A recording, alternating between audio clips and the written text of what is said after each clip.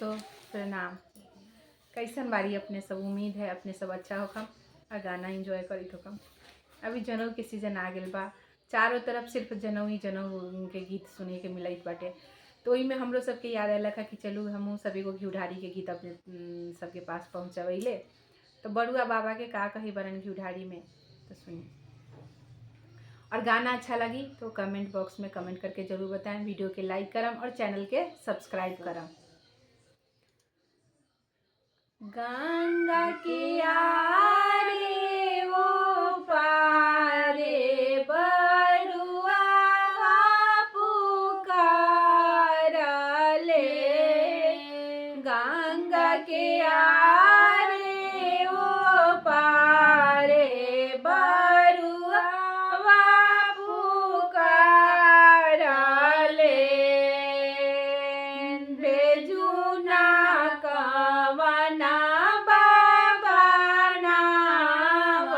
बरुआ चलिया बसाए, भेजू ना कवना बाबा नाम, बरुआ चलिया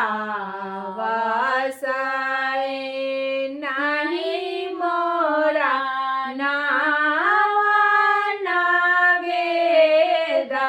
नाही रे मोरा के बाटाए, नहीं मोरा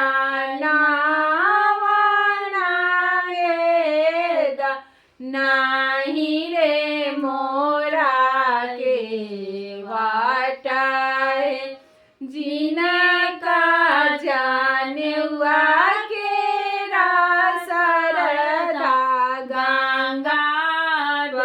सिया बसाए,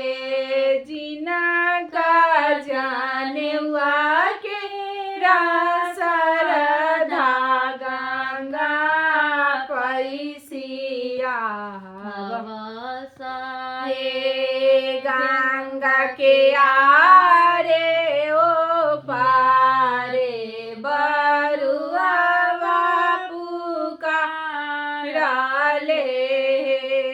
गंगा के आरे ओ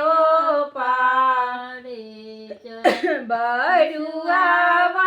पुकारले, भेजू ना कामना बाबा नावा, बरुआ चलिया बसाए, भेजू ना कावना बाबा नावा, बरुआ चलिया बसाए, नहीं मोरा नावा नावेद, नाही रे मोरा के बाटाए, नहीं मोरा नावा नावेद, नाही रे मोरा के बाटाए, जीना का जाने हुआ केरा सरधा गंगा पैसिया बसहे, जीना का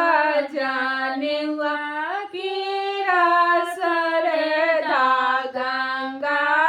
पैसिया बसहे, भिजी जई है नाचा का छोटा मुझे रंगा चादराए, भिजी जई है काए का चालना बिहारी जाने वाला गिए, भिजी जई है मिर्गा